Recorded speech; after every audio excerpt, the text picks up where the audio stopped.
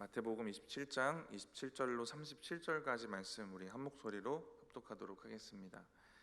이에 총독의 군병들이 예수를 데리고 관정 안으로 들어가서 온 군대를 그에게로 모으고 그의 옷을 벗기고 홍포를 입히며 가시관을 엮어 그 머리에 씌우고 갈대를 그 오른손에 들리고 그 앞에서 무릎을 꿇고 희롱하여 이르되 유대인의 왕이여 평안할지어다 하며 그에게 침 뱉고 갈대를 빼앗아 그의 머리를 치더라.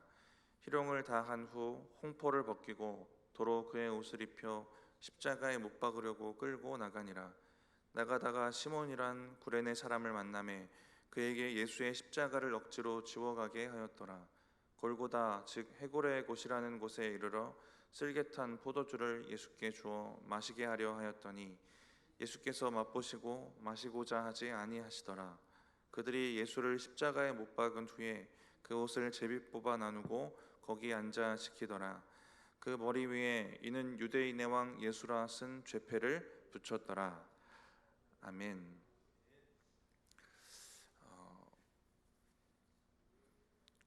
넌 내게 모욕감을 줬어, 이 대사 혹시 아십니까? 아시죠? 네, 엄청 영화도 유명했는데 이 대사가 더 유명했던 대사인데요. 영화에 나오는 한 조직의 회장이 있고 수족처럼 부리는 가장 아끼는 부하가 한 명 있는데 이 사람이 이병헌입니다. 그죠? 근데 이병헌이 처음으로 명령을 어깁니다. 자세한 얘기를 길게 해드리고 싶은데 오늘 설교가 너무 길어지니까 그 명령이 뭔지는 말씀드릴 수 없지만, 근데 그 명령을 어겼다는 사실에 그 회장이 모욕감을 느껴요. 네. 그리고 이제 이병헌을 죽이려고 하고, 근데 이병헌이 살아나서 복수하려고 회장을 찾아가서 왜 그러냐고 묻습니다. 나한테 왜 그랬냐고. 그때 했던 대사가 이 대사입니다. 넌 내게 모욕감을 줬어. 이 모욕감이라는 것도 수치심이라는 것, 이것이 참 사람이 견디기 힘들어하는 감정입니다. 나이가 들면 들수록 더 그렇고요. 우리가 쌓아올린 무언가가 있으면 있을수록 더 그런 것 같아요. 우리의 존재가 우리 스스로 바라볼 때도 점점 높게 여겨지면 높게 여겨질수록 참 견디기 힘든 감정인 것 같습니다. 이 모욕감과 수치심, 이 정의된 내용을 좀 찾아보니까 모욕감은 상대방이 나를 대하는 그런 방식들이 좀 부당하다고 느껴질 때 화가 나는 그런 감정이고요. 수치심은 본인의 잘못이나 그런 결함이나 그런 부끄러운 것들, 그걸 누군가 지적했을 때 그걸 받아들이게 되는 상황에서 느껴지는 그런 감정입니다. 이 모욕감은 다른 사람이 나를 대하는 태도에서 시작되는 감정이고요. 수치심은 다른 사람 눈에 비친 자기의 모습에서 또 시작되는 감정입니다. 이 두 감정 모두 감정의 원인에 다른 사람이 있어요. 그리고 이 감정들의 결론 지점에 위치하는 자신은 다른 사람의 위치보다 낮은 위치로 가게 됩니다. 그래서 이게 참 견디기 힘든 감정인 것 같아요. 사람은 누구나 아래에 있는 거 싫어합니다. 조금이라도 위에 있고 싶고 또 군림하고 싶은 그런 감정들이 우리의 그 죄성, 죄악의 본성 자체에 자리 잡고 있습니다. 이것이 그냥 당연한 감정의 문제라기보다는 선악과 먹고 나서부터 생긴 감정이 분명합니다. 왜냐하면 선악과의 결과는 모든 영역에서의 결핍이기 때문인데요. 가장 큰 결핍은 하나님과 단절된 영적 결핍일 것이고, 하나님이 주셨던 직업도 잃고 또 에덴도 잃었고, 하나님 주신 아내는 돕는 배필에서 이제 비난의 대상이 됩니다. 모든 것이 끊어지고 결핍하고 부족한 상황을 마주하게 돼요. 그래서 더 가지기 위해서 힘도 길러야 되고 능력도 길러야 되고 또 군림해야 되고 빼앗아야 되고 약탈해야 되고 하는 이러한 상황들이 생기게 됩니다. 죄로 인해 갖게 된 이 결핍은 가져도 채워지지 않는 거예요. 그래서 내 것이 없어서 뺏기도 하지만 있는데도 뺏기도 하는 그런 인간의 역사들이 그렇습니다. 전쟁의 역사들, 이런 강탈과 결핍을 채우려는 역사들이 있습니다. 그래서 다른 사람보다 낮게 평가되는 감정도 이런 결핍에서 온 감정이라고 생각해요. 더 위에 서고 싶고 밑에 있으면 견디기 힘들고 이런 감정들입니다. 근데 이 수치심이랑 모욕감은 그것이 절정에 이르게 되는 감정인 것 같아요. 참 힘들겠구나라는 생각이 드는데요. 오늘 본문의 주님은 이 감정을 느낄 만한 상황을 이제 마주하고 계십니다. 아, 힘드셨겠구나. 얼마나 아프셨을까. 우리가 십자가 고난을 마주하고 예수님 생각하면 가장 먼저 마음에 드는 생각입니다. 그래서 오늘 우리는 기록된 오늘 본문을 보면서 예수님이 수치와 모욕당하시는 것, 그리고 육체적인 고통도 당하셨죠. 이것들을 보면서 예수님이 당하신 고통, 또 그 고통을 예수님 어떻게 받으셨고, 또 그래서 그 가운데 우리가 알아야 될 은혜는 무엇일까를 좀 나누고자 합니다. 근데 이 부분을 생각해 보기 전에 한 가지 더 저는 묵상을 하면서 생각해 봤던 게, 수치와 모욕 그리고 육체적 핍박, 이 부분은 말씀에 적혀 있어요. 그래서 우리가 보게 됩니다. 충분히 예수님이 힘드셨겠구나라는 것들을 추측하게 돼요. 생각하게 됩니다. 묵상을 하다가 말씀에 드러나진 않았지만 내가 예수님이면 또 뭐가 힘들었을까를 좀 생각해 봤거든요. 근데 이 수치랑 모욕감이랑도 좀 연결되기도 하는데요. 내가 예수님이었다면 이게 힘들었겠다.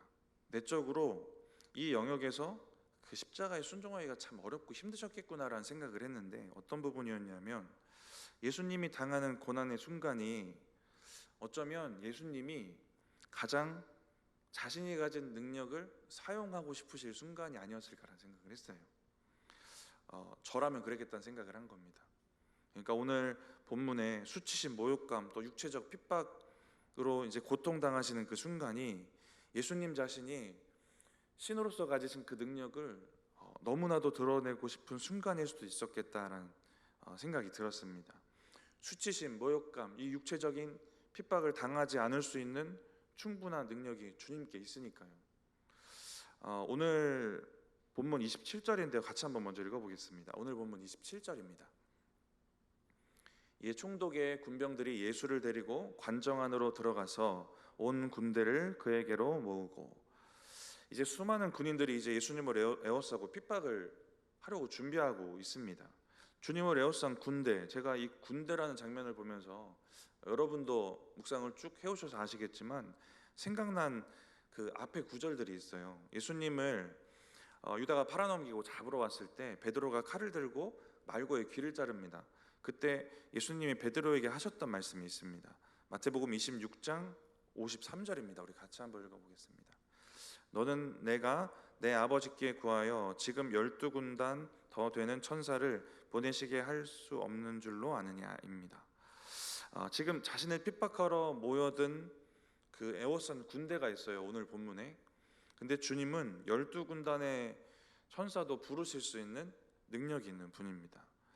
제가 저의 인간적인 생각으로 생각해 봤을 때는 이 상황은 자신이 가지신 그 능력을 너무나도 드러내고 싶으셨을 그럴 순간인 겁니다. 어느 부분에 있어서, 어느 영역에서 이 순종이 참 힘들었을까를 제가 묵상을 쭉 해보다가 이런 생각들을 하게 됐어요. 내가 가진 능력을 너무나도 드러내고 싶은 순간, 예수님이 능력을 사용하시면 지금 모여든 군대, 에워싼 군대, 이제 수치심을 주고 나를 조롱하고 나의 육신을 핍박할 이 존재들보다 더 강력한 군대를 부르실 수도 있는 그런 분인 겁니다. 예수님이 능력을 사용하시면 이제 우리가 후에 살펴볼 수치와 모욕, 이 육체적인 모욕, 핍박 당하지 않으셔도 되는 거예요. 근데 왜 가만히 계셨는가라는 것을 우리가 생각해 보면, 우리 아까 읽었던 마태복음 26장 53절 그 다음 절에 이제 이렇게 말씀을 하세요. 26장 54절인데 우리 같이 한번 읽어보겠습니다. 내가 만일 그렇게 하면 이런 일이 있으리라 한 성경이 어떻게 이루어지겠느냐 하시더라.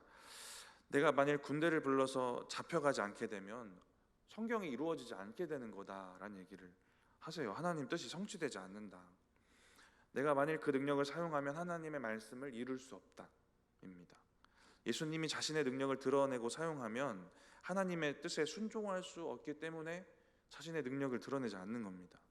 너무나도 나의 능력을 드러내고 싶으실 만한 그런 상황.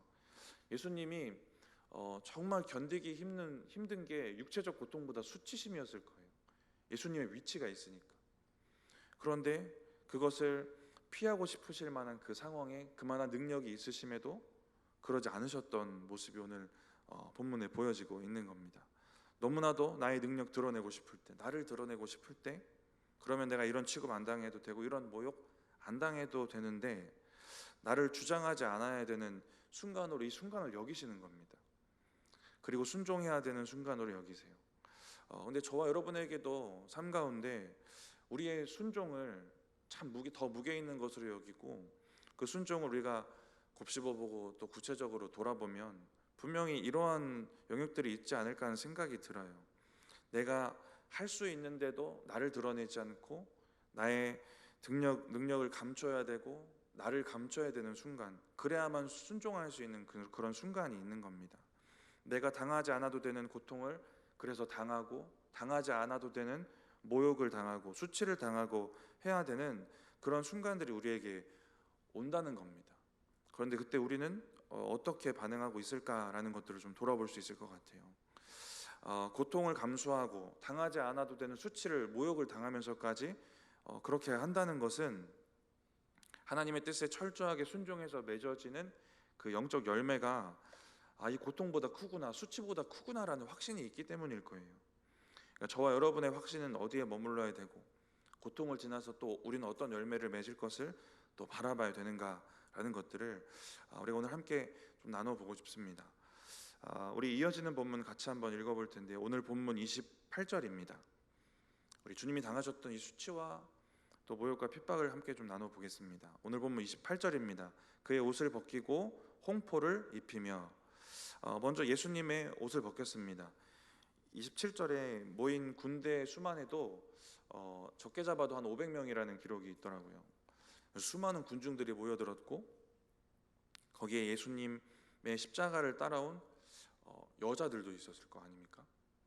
근데 그 상황에서 옷이 벗겨지는 상황, 그런 수치스러운 상황입니다. 그리고 홍포를 입혔는데 붉은 겉옷이고, 당시에 왕이 입던 옷의 색깔입니다. 왕처럼 입혀서 더 크게 수치심을 느끼게 하려는 것입니다. 우리 29절 30절 같이 한번 읽어보겠습니다. 오늘 본문 29절 30절입니다. 가시관을 엮어 그 머리에 씌우고 갈대를 그 오른손에 들리고 그 앞에서 무릎을 꿇고 희롱하여 이르되 유대인의 왕이여 평안할지어다 하며 그에게 침 뱉고 갈대를 빼앗아 그의 머리를 치더라. 가시 면류관을 예수님 머리에 씌우고 갈대를 오른손에 들립니다. 같은 목적으로 하는 거죠. 왕처럼 꾸며서 수치와 모욕을 더 주고 구경거리로 만들려는 겁니다. 그래서 29절에는 이제 무릎을 꿇고 희롱하는 장면이 나오기도 합니다. 그리고 30절에 침 뱉고 갈대로 면류관을 쓰고 계신 예수님의 머리를 치기도 해요. 수치심도 느꼈겠지만 그 머리를 한 대 칠 때마다 그 가시가 머리에 긁히고 박히는 그 육체적인 고통도 있으셨을 것입니다. 우리 31절 이어서 읽어보겠습니다. 희롱을 다 한 후 홍포를 벗기고 도로 그의 옷을 입혀 십자가에 못 박으려고 끌고 나가니라. 희롱을 다 한 후에 홍포를 벗기고 이제 십자가에 못 박기 위해서 끌고 나가는 장면까지가 31절입니다. 이어지는 오늘 본문을 보면 십자가에 못 박히시는 장면까지 이제 나오게 되는데요. 마태가 기록한 예수님의 고난과 십자가 사건을 보면 육체적인 고통보다 수치와 모욕을 당하실 만한 이 상황에 조금 더 구체적으로 묘사가 되고 그 상황에 더 집중되어 있는 걸 볼 수 있습니다. 사복음서를 다 찾아봐도 예수님의 그 고난과 그 십자가에 대한 내용을 봐도 육체적인 고통을 정말 우리가 알고 있는 상식만큼 디테일하게 기록해 놓은 데가 없어요. 육체적인 고통을 디테일하게 설명하고 또 육체적인 고통을 당하셨다라는 것을 우리가 극대화해서 알게 되는 건 우리 옛날에 재밌게 또 은혜롭게 봤던 패션 오브 크라이스트나 아니면 설교를 통해서일 겁니다. 설교나 영화를 통해서 우리가 육체적인 고통에 대해서 디테일하게 듣게 되었어요. 성경은 채찍을 맞으셨다인데요, 우리가 듣게 되는 설교나 영화는 그 채찍이 가죽끈으로 만들었고 뼈 조각이 달려있고 나비나 쇳덩이가 달려있어서 채찍을 맞으면 살점이 뜯겨나가고 이런 디테일을 그렇게 알게 되는 겁니다. 잘못된 정보도 아니고 문제될 건 없는데, 성경의 초점을 보면, 오늘 특히 마태가 집중한 걸 보면, 기록된 이 장면을 보면 예수님이 수치와 모욕당하셨다, 여기에 뭔가 더 초점이 맞춰져 있습니다. 이 흐름에 예수님의 수치와 모욕이 있어요. 이 수치와 모욕을 통해 우리가 좀 봐야 될 것이 무엇일까를 좀 생각해 보면, 왜 마태는 예수님의 육체적인 고통보다 또 수치에 대한 부분을 강조했을까? 예수님이 육체적인 고통은 그래도 담담하게 걸어가고 있으셨기 때문일까라는 생각도 해봤는데요. 예수님이 지금 이 길을 걸어가시는 장면이 우리가 생각하는 그 육체적인 고통을 생각하면 그게 너무 끔찍하고 힘들었겠다, 이 고통을 견디시기 힘들었겠다, 우리가 여기에 더 집중되는 우리의 감정적인 부분이 있겠지만, 마태가 보기에는 이 길을 주님이 너무 담담하게 걷고 계셨던 것 같아요. 주님이 얼마나 잔혹하게 육신의 고통을 당하셨는지, 그 고통과 또 더 나아가 수치와 이 모욕, 그런 감정적인 것들보다 주님이 이 길을 담담하게 걸어가고 계시다라는 것들에 좀 집중한 것 같습니다. 육신의 고통도 그렇고 수치와 모욕도 담담하게 받아들이시고 걸어가시는 주님을 본 것 같아요. 제가 이 십자가 사건과 고난당하시는 장면을 보면서 저도 다른 측면의 주님의 담담함을 보게 된 내용들이 많이 있는데, 신문을 하기도 하고 잡아가기도 하는데, 그 장면들을 묵상하면서 제가 느꼈던 건 예수님의 권위입니다. 신문을 하는데 오히려 그들이 예수님의 신문을 당하는 느낌이 드는 장면들도 있고요. 잡아가려고 왔는데 예수님이 하는 말에 따라 잡아갑니다. 잡아가라. 그리고 또 그들이 그 권위에 엎드러지는 장면도 나오기도 하고요. 예수님은 담담하고 권위 있게 자기의 길을 그냥 묵묵히 가는 그런 모습들을 보여주고 계세요. 그럼에도 수치와 모욕에 조금 더 집중해서 강조해서 좀 기록한 것은 그 수치와 모욕을 통해 우리가 봐야 될 게 있기 때문인 것 같습니다. 육체적 고통, 수치와 모욕, 이것을 담담하게 받아들이신 주님, 이건 마태의 의도와 본문을 보고 추측해 본 것이긴 한데요, 성경의 기록들을 보면 예수님이 정말 담담하게 십자가를 받아들이셨구나라는 말씀도 있습니다. 이사야의 예언된 말씀인데요, 우리 같이 한번 읽어보겠습니다. 이사야 50장 6절 7절 말씀입니다. 같이 읽어보겠습니다. 나를 때리는 자들에게 내 등을 맡기며 나의 수염을 뽑는 자들에게 나의 뺨을 맡기며 모욕과 침뱉음을 당하여도 내 얼굴을 가리지 아니하였느니라. 주 여호와께서 나를 도우심으로 내가 부끄러워하지 아니하고 내 얼굴을 부싯돌같이 굳게 하였으므로 내가 수치를 당하지 아니할 줄 아노라. 수치를 당하셨는데 그냥 담담히 그 수치를 받으셨고, 읽었던 말씀에 수치를 부끄러워하지 아니하셨다라고 말씀하십니다.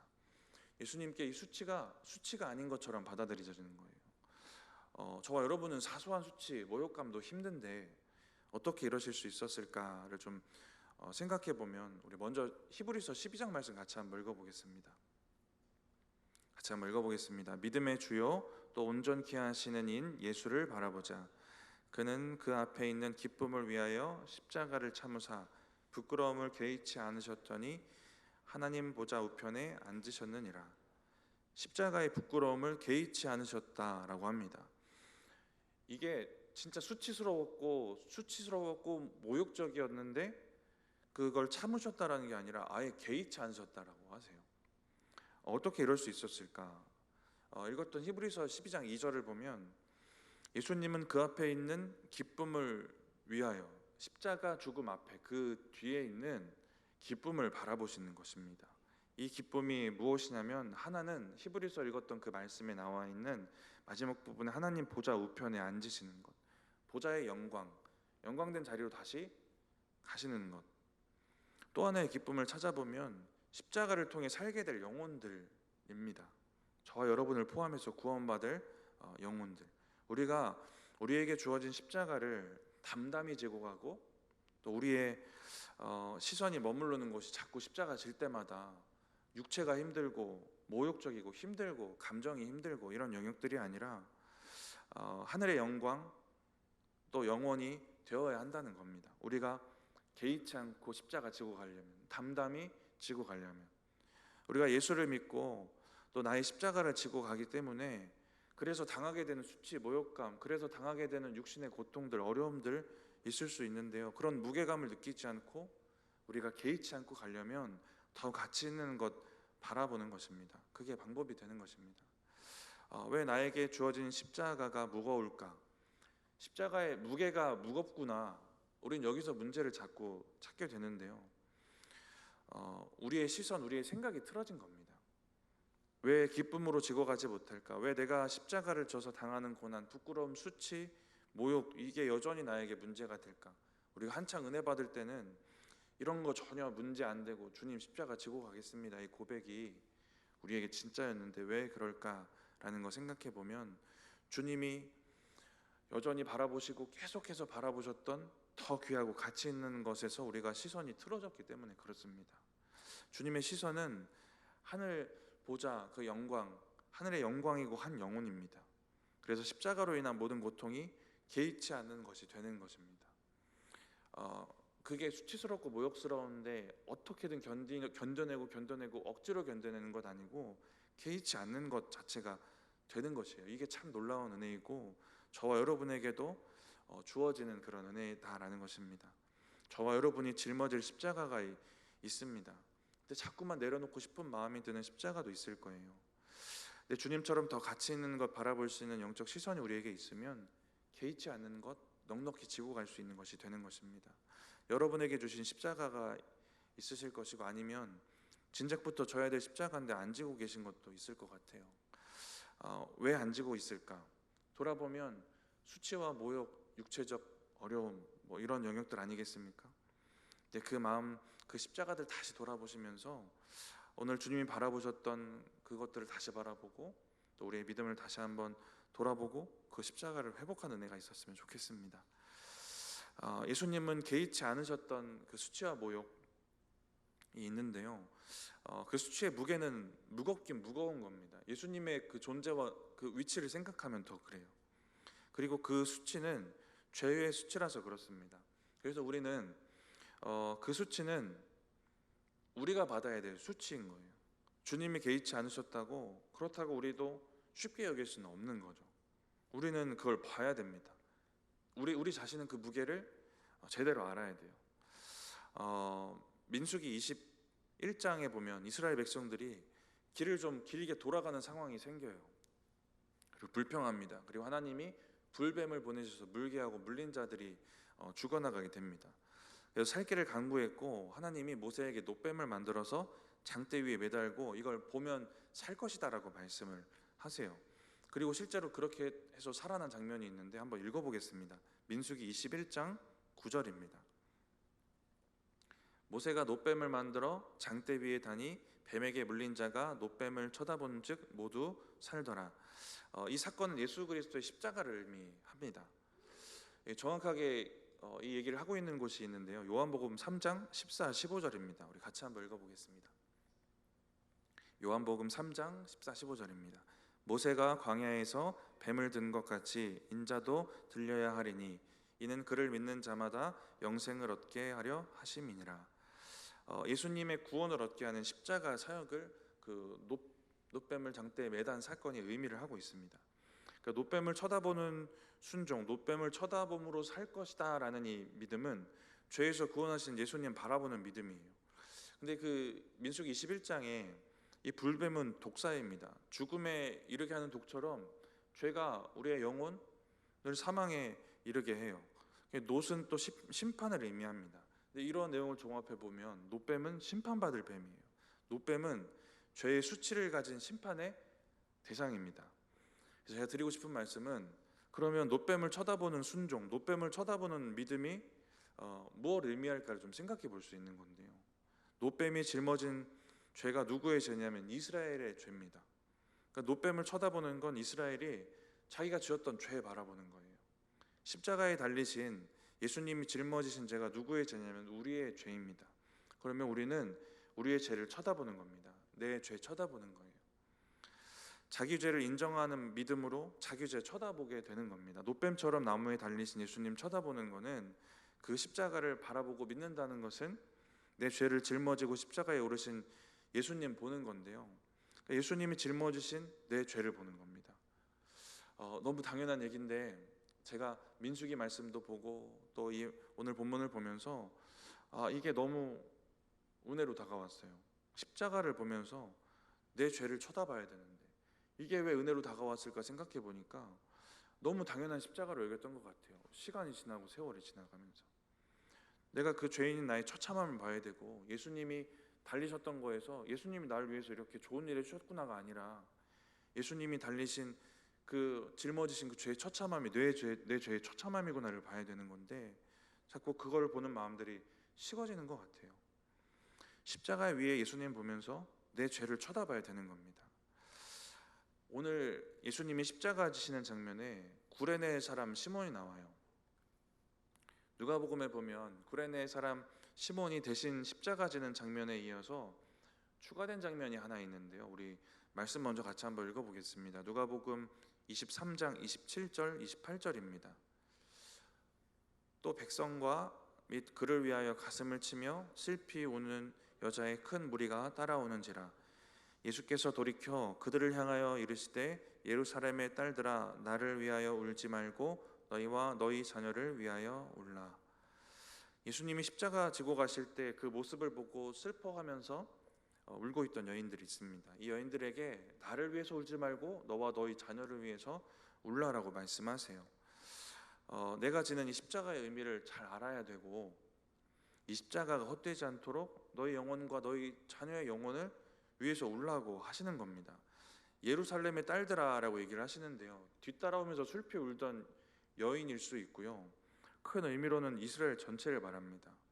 이스라엘이 자신과 자신의 자녀들을 위해서 울어야 돼요. 그래야 이 십자가가 헛되지가 않습니다. 예수님은 정말 너희가 가슴치며 울어야 되는 건 내 십자가가 헛되지 않도록 너희 죄를 보면서 울라는 겁니다. 왜냐하면 이스라엘이 죄에 대해 너무 무감각하니까요. 그러니까 죄를 보고 애통해하고 그것을 짊어진 예수를 바라보라는 겁니다. 십자가를 보면서 우리는 내 죄를 봐야 되는 겁니다. 내 죄의 처참함, 그걸 대신 짊어지신 예수님을 보는 것입니다. 예수님은 그럼에도 이 수치, 짊어지신 것 개의치 않고 짊어지고 가셨지만 저와 여러분은 그 수치가 어떤 수치인지 봐야죠. 그게 우리의 수치니까 그 처참함을 봐야 되는 겁니다.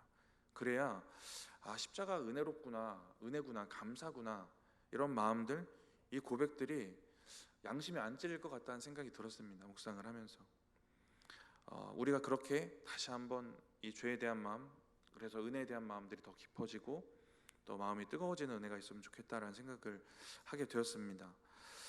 그리고 우리에게 주어지는 이후의 삶은 이제 주님처럼 앞서 나누었던 것처럼 어떤 고난도 개의치 않고 주어진 십자가 지고 가는 그런 삶을 사는 겁니다. 그래서 은혜를 깨달으면 누구나 십자가 지고 가게 되는 것 같아요. 그래서 누구나 또 누구나의 십자가가 있구나라는 것도 알게 됩니다. 32절, 오늘 보면 32절에 구레네 사람 시몬의 십자가는 예수님의 십자가 대신 지고 가는 그런 십자가였습니다. 오늘 본문 32절인데요. 같이 한번 읽어보겠습니다. 나가다가 시몬이란 구레네 사람을 만나매 그에게 예수의 십자가를 억지로 지워가게 하였더라. 시몬에게 십자가를 억지로 지웁니다. 이 수치와 모욕의 십자가 대신 진다는 건 그 수치와 모욕을 함께 받는 의미이기도 했을 거예요. 그래서 누구도 쉽게 나서지 못했을 것이고, 근데 시몬이 눈에 들어왔고 시몬이 대신 그 십자가 지고 갑니다. 그리고 억지로 지고 간 십자가가 시몬과 그의 가정에 또 영광이 되고 은혜의 시작점이 됩니다. 그래서 이 부분에 대한 얘기를 우리가 많이 들었는데요. 저는 이번에 묵상하면서 좀 집중됐던 건 예수님이 버거우셨다라는 거에 좀 집중이 되었어요. 예수님이 십자가 짊어지고 가시기에는 육신이 너무 버거워하셨다. 이거를 로마 군대도 아셨고 버거워하셨다라는 겁니다. 첫 번째 들었던 생각은 나도 내 십자가가 버거울 수도 있겠구나 라는 생각을 하나 했고요. 두 번째 들었던 생각은 남이 지는 십자가도 버거울 수 있겠다라고 바라봐야겠구나 라는 생각도 하게 되었습니다. 내가 지는 십자가가 버거운 것에 대해서는 주님이 지고 가신 십자가를 보면서 우리가 도전받고 회복될 영역이 있을 것 같고요. 그렇다면 남이 지는 십자가를 버겁겠구나 하고 여기는 마음은 어떤가를 좀 생각해 봤습니다. 분명히 남이 지고 가는 십자가가 버겁다라는 것을 나는 그래도 잘 인정해주고 위로도 하고 기도도 해주고 그런다고 생각할 수 있어요. 근데 이 생각이 아마 이런 틀에 혹시 갇혀 있지 않은지를 좀 생각해 보고 싶은 건, 왜냐하면 그 누가 봐도 무거운 십자가를 지고 가는 사람에겐 우리가 분명히 이렇게 했을 것 같거든요. 제가 병들었기 때문에 제가 짊어지고 가는 사역들이 남들보다 보여지기에 더 무겁게 느껴질 수가 있어요. 그래서 그렇다 보니까 죄송하고 감사하게도 저는 제 십자가에 대한 위로를 참 많이 받게 됩니다. 오늘 본문에 주님이 짊어지고 가신 십자가에 우리가 가슴 아픈 거는 그 무게가 얼마나 버겁고 무거운지 보이기 때문에 그래요. 누가 봐도 이건 무거운 거니까. 누가 봐도 버거워 보이는 십자가를 지고 가는 그런 형제나 지체에게 품는 마음은 아마 문제가 없을 것 같아요. 이런 틀 안에서는. 근데 한 번 더 생각해 보는 건 내가 보기에 가벼워 보이는 남의 십자가입니다. 그것도 뭔가 꾸역꾸역 지고 가는 것처럼 보이고, 혹여 오늘 구레는 사람 시몬처럼 억지로 지고 가는 것처럼 보여질 때입니다. 우리 그 피부에는 통점이라고 고통 느끼는 그 점들이 있어요. 근데 이 통점이 신기한 건 그 고통을 느끼는 정도가 다 다르다고 합니다. 사람마다. 이렇게 육신의 고통도 그렇고요. 감정적으로도 그렇고 정서적으로도 그렇고 사람마다 고통을 느끼는 정도가 달라요. 고통을 느끼는 정도가 다른 것처럼 짊어지고 가는 십자가의 그 무게감도 똑같은 일이지만 아마 다를 거예요. 짊어지고 가는 그 무게가 내가 보기엔 가벼워 보여도 누군가에게는 참 무거운 것일 수도 있습니다. 내가 보기에 막 쉬워 보이고 가벼워 보일지라도 그 사람에게는 엄청난 결단과 각오로 시작한 일일 수도 있는 거겠죠. 저와 여러분이 상대방의 십자가를 볼 때 무겁겠구나라는 것을 그 공감하는 공감의 폭이 많이 넓어지시면 좋겠어요. 그러면 서로의 십자가를 공감하고 위로하고 또 힘이 되고 협력하고 동역하면서 함께 잘 짊어지고 가는 은혜가 있을 것 같습니다.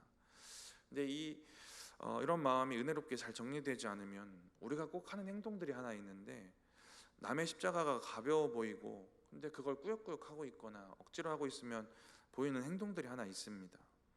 누군가의 십자가가 가벼워 보이는데 그 사람이 자기 십자가 무겁다고 말하면 하는 행동들이 하나 있는데 뭐냐면 내가 지는 십자가는 너보다 더 무거워, 이거 얘기해 주는 겁니다.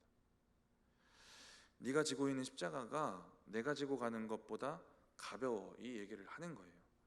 십자가 얘기는 아닌데요, 제가 예전에 사역하던 곳에도 나이 많은 집사님, 권사님들 되게 많았거든요. 주중에 인도하는 구역 예배가 몇 구역이 있었어요. 근데 그 구역 중에 한 분은 90대 나이가, 한 분은 80대, 두 분이 70대가 모여있는 평균 연령 거의 80이죠. 그 구역을 제가 맡아서 인도하는데, 제 예전에도 얘기했는데 그분들에게 막 꿈과 비전을 얘기하기도 하고, 제가 진짜 여러 가지 진짜 부서 맡은 것처럼 우리 국수 삶아서 주면 나눠줘 볼까요? 막 이런 얘기도 하고 그랬어요. 기도 제목을 제가 항상 물어보는데 꼭 건강 얘기가 나옵니다. 육신을 많이 쓰셨으니까. 그럼 한 분이 나는 허리가 아프다를 시작하면 무슨 일이 벌어질까요? 한번 맞춰보실래요? 네? 내가 더 아프다, 이 얘기를 시작해요. 그래서 옆에 계신 권사님이 나는 허리 아프십니까? 그럼 나는 허리도 아프고 무릎도 아프다. 그럼 그 옆에는 허리, 무릎, 목, 팔 이렇게 시작해가지고 기도 제목을 나누자고 시작했는데 나중에는 내가 더 아프다 배틀이 되고 있는 거예요. 내가 더 아픕니다 라고 이걸 가지고 자꾸 자기를 주장합니다. 제가 잔소리를 자주 했는데 남이 아픈 거 공감해 주셔야 된다고 제가 웃으면서 잔소리를 많이 했는데 잘 안 고쳐지시더라고요. 내가 계속 너도 아프냐? 나도 아프다. 내가 더 아프다. 이걸 얘기하시는 겁니다. 계속 이 이야기만 하는 거예요. 근데 이 이야기를 십자가로 가져와 보면요, 이런 모습처럼 누군가의 십자가가 막 가벼워 보이는데 막 버거워하고 있어요. 막 억지로 지고 가는 것 같아요. 그러면 내가 조언한답시고 내가 지고 가는 십자가는 이만큼입니다. 이만큼 더 무겁습니다. 자꾸 이런 얘기하는 사람들이 생기는 겁니다. 그러면서 주님을 한번 생각해 보면요, 가장 무거운 십자가 지고 가셨을 주님은 어떻게 하셨을까입니다. 내가 이런 십자가 졌으니까 너도 한번 당해봐라 이러셨을까요?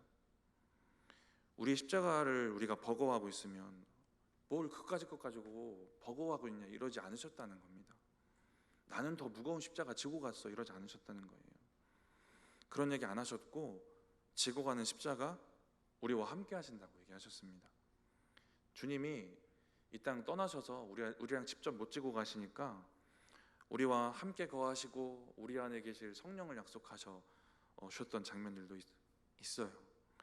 성령이 우리와 함께 거하시고 우리 속에 계셔서 우리가 지고 가는 십자가 함께 져주시는 겁니다.